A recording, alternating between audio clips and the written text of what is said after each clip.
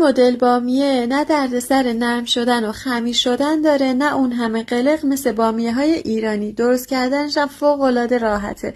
اول شکر رو کارامل میکنیم، بعد بهش کره و آب اضافه میکنیم و میذاریم چند تا قل بخوره و میذاریم کنار. حالا آرد و نشاسته و وانیل رو با هم مخلوط میکنیم و اون موادی که درست کرده بودیم کم کم بهش اضافه میکنیم و هم میزنیم تا یه همچین خمیری به دست بیاد. بعد قیفمون رو آماده میکنیم، ماسوره داخلش میذاریم و از مواد بامیه داخلش میریزیم و به شکل دلخواه روی کاغذ روغنی پایپ میکنیم.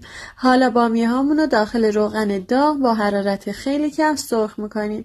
بعد اینکه طلایی شدن و روغن گیری کردیم داخل شربت میریزیم و تمام. این پست رو حتما ذخیره کن که ماه رمضان نزدیکه و میتونی باش کلی بامیه ترد و خوشمزه درست کنی.